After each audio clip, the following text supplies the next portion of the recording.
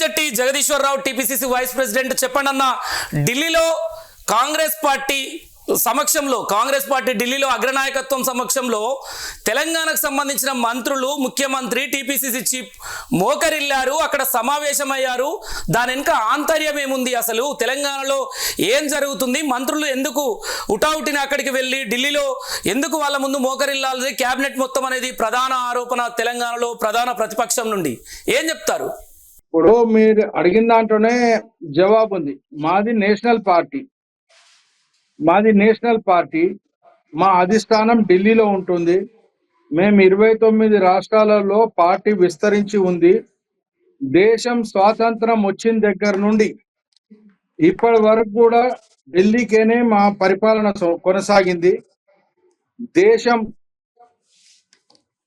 తిండి గింజలు లేని రోజు నుండి ఈ రోజు రాకెట్ లాంచ్ చేసేంత వరకు కూడా కాంగ్రెస్ పార్టీ దేశానికి ఏ విధంగా చేసింది అనేది మీ అందరికీ తెలుసు.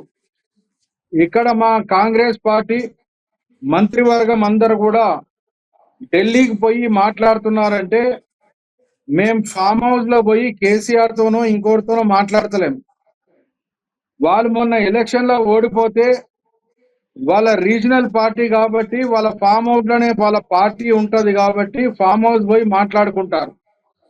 కానీ మేము 2023 7 తారీఖు డిసెంబర్ రోజు రేవంత్ రెడ్డి గారు ముఖ్యమంత్రి అయిన దగ్గర నుండి సంక్షేమ కార్యక్రమాలు ప్రజలకు ఏ విధమైన వాళ్ళు కోరుకునే ప్రభుత్వము ప్రజాపాలన ఏ విధంగా అందిస్తుంది, రాష్ట్రాన్ని సర్ప్లస్ బడ్జెట్ తో ఇచ్చిన మేము అప్పుల కుప్పగా మార్చిన తర్వాత ప్రజలకు ఏదైతే వాగ్దానాలు చేసినామో ఆ వాగ్దానాలన్నిటిని కూడా మా సెంట్రల్ పార్టీ ఒక వాచ్ డాగ్ లాగా అబ్జర్వ్ చేస్తుంటది. మాకు అధిష్టానం అనేది ఢిల్లీలో రాహుల్ గాంధీ గారు, సోనియా గాంధీ గారు, మల్లికార్జున్ ఖర్గే గారు ఉన్నారు. ఏ పని చేసినా మేము జవాబుదారీగా మా మీద 100 రకాల వాచ్ ఉంటది మా మీద. అందుకనే ప్రజాస్వామ్యబద్ధంగా మేం ప్రజాస్వామ్యంలో ఉన్నాం కాబట్టి మా అధ్యక్షుడు ముంగట ఇలా మంత్రివర్గం అంతా కూడా కూర్చుందంటే మంత్రివర్గంలో ఉన్న వాళ్ళందరూ కూడా ఆ జిల్లాలో రాష్ట్రంలో చాలా పెద్ద నాయకులు వాళ్ళు. ఆ నాయకుల సమక్షంలో పార్టీలో ఉన్న ఏ విధంగా పార్టీ నిర్మాణం చేయాలా, ఎక్కడ లోపాలు ఉన్నాయి, ఎక్కడ బాగున్నాయి, మనం 2023లో గెలిచిన తర్వాత కంటోన్మెంట్ ఎలక్షన్ గెలవడం కానీ, జూబ్లీ హిల్స్ ఎలక్షన్ గెలవడం కానీ, లోకల్ బాడీ ఎలక్షన్స్ గెలవడం కానీ, మొన్న జరిగిన 116 మున్సిపాలిటీలు 7 కార్పొరేషన్లో ఏ విధంగా జరిగింది ఎలక్షను, ఏ విధంగా గెలిచినాము, మిగతా రాష్ట్రాలలో ఏ విధంగా బలోపేతం చేయాలా, ప్రజలకు ఇంకా ఏ స్కీమ్స్ మనం ముందుకు తీసుకెళ్లాలా, రాష్ట్ర ఆర్థిక పరిస్థితి ఎట్లుంది, మనం సెంట్రల్ గవర్నమెంట్ నుండి ఎంతో ట్యాక్స్ పే చేస్తున్నాం, వాళ్ళు మనకి ఎంత ఇస్తున్నారు ఏందనేది కూడా ఈ ముఖ్యమైన విషయాలన్నీ కూడా చర్చించుకుంటున్నాం తప్ప ఇప్పుడు హరీష్ రావు ఇంకోరో మాట్లాడితే దానికి జవాబు చెప్పాల్సిన అవసరం లేదు.